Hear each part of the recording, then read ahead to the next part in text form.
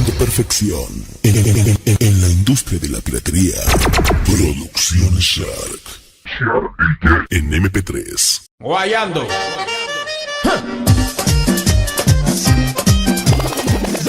Well, we have now the Ancient Culture Spring Summer Collection 2021. We move to our classmate Amilkar.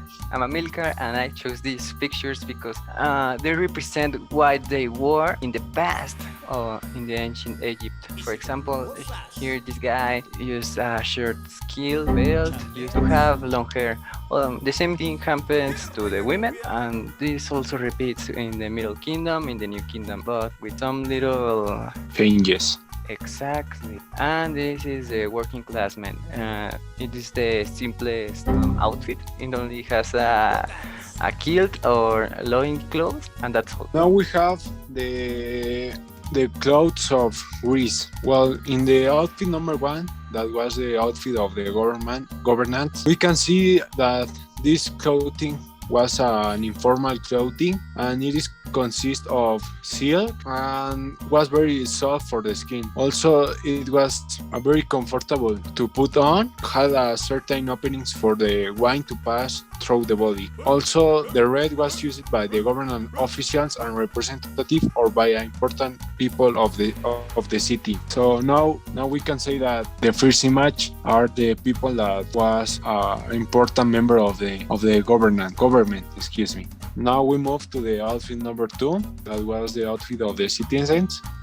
Well, the outfit is basically the same as the outfit number one, as the governance, but we can see that the primary color is the color white. It is because the color white was to identify the citizens and the color red was to identify the members of the government. And I choose this image because I think that represent the society that Greece have in that moment. Well, we have now the outfit number three, that is the outfit of the Greek warriors. We can see that the image, the Greek warriors wore clothes that have a lot of metal. This is to protect the soft areas in order to be able to fight with other warriors.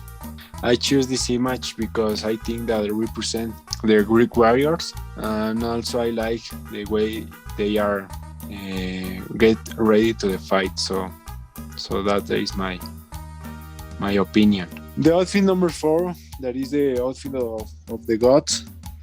It is very similar to the mortals, only that the gods only wore a toga that covered their genitals. In this case, we see Zeus with a very aesthetic body covered with only by a toga. The color of the toga depends a lot on the god that is being talked about. So and I choose this image because this represents the god of Zeus, and I think that it is cool. Okay, and now I'm going to explain the images and information about Rome. Okay, here we can see 4 images that are from Rome. The first one, I chose it because it represents a lot like the clothes they used to wear, and a lot like the colors they like, and also the meaning. For example, the red color predominates in the clothing of the Roman ruler, and then we can see the red color in 3 of the 4 images that are very representative of Rome. And now, like Spartan warriors had an armor and different metal alloys. And in this image, we can see also the predominant red color and a little bit of gold. And also, there's an important point, like the clothes of the gods. In the image, we can see the god Poseidon. Okay, next we have the Middle Ages. I choose these images because they are very representative of what they meant to represent, like the kings, the nobility, and also the queens, how they used to wear clothes. For example, here they used mainly wool and cotton. Also in the nobility, they have like extravagant like styles that was very weird but that was okay for the time. Also, the warriors, if they couldn't afford an armor, they could also wear like wool clothing, like in the picture. And also the poor people, or basically the 90% of the people living in that time, used to be like this. And now taking a step to the Renaissance era, basically what I did to choose those images were to just represent what commonly people wear, not just like on a special occasion but on their daily life. That's why I mentioned some characteristics like the materials in which their coats were made, like cotton, wax, and wool. And also I added like some justification of why people from this age decided to add these elements to this cloth. Like for example on the wool, that was to wear something against the low temperature so people might feel comfortable. And on the wax, it was due to the migration of people who produced what those people migrated to England, so that made this material to expand a lot on the Europe from the 14th century. And now the mannerism. Well, the mannerism in some part conforms the last stage from the Renaissance, and the mannerism we find it as a artistic movement from the 16th century. And basically, here we find that on the woman clothing we have a big Italian influence, and on the other hand, with the men, we have a German influence. What I forgot to mention on the first step was that, as we know on Renaissance, there is an Anthropocene vision, which basically is that everything, well, that the human is the center of everything. So between those stages, we find like a purpose or an attempt to embellish more the human being by the clothes. And also on this last stage of the Renaissance, on the mannerism, we find a fashion of men to use caps.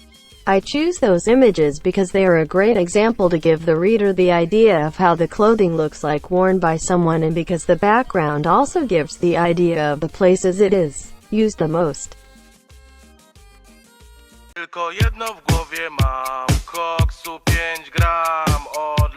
Well, my opinion of this catalog is the next one. I think that this catalog contains a lot of images that help us to understand how the people of ancient cultures dress.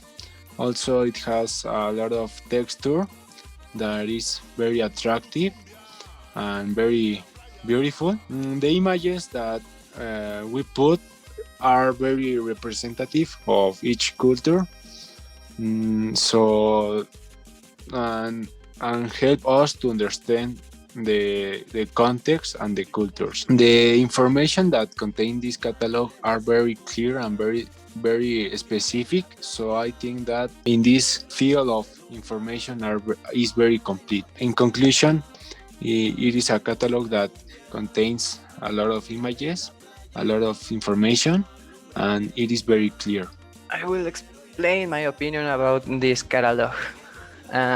First of all, this catalog, I think it has very representative images, and which has like their description, not a very complete description, I would say, but it explains the point of the picture, not in a complete way, I think, but there's also very good pictures.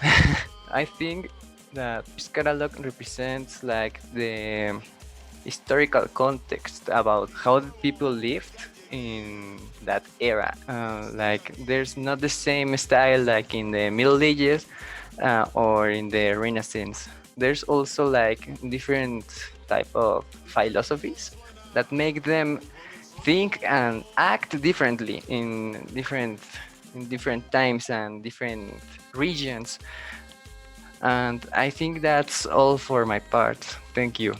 Okay, so to end this evidence, I'm going to give my point of view of this magazine, well, of collection of both collection. Okay, so in my opinion, I think that it's a very complete magazine because it has a lot of images. The information it's not the best, but it explains the certain important points of each age, and most important, it explains the reason of all this civilization that used to wear these clothes. And finally, I think that it's a very creative magazine. Thanks. Well, I think that this catalog accomplished like the basic requirements of a catalog. And what was the main objective was to promote visually the cultures, but with an excuse of making a cult catalog. And I think that my teammates did it really well because we did not just stay on how those people were. We also talk about the gods, their beliefs, so that's an important part that we touch, and also the functions of the reason why they were that, and not only by a cultural excuse or belief, but also, like I mentioned, on the Renaissance, because of a way to face the world by, for example, taking advantage of some materials to not feel really cold, and that's everything.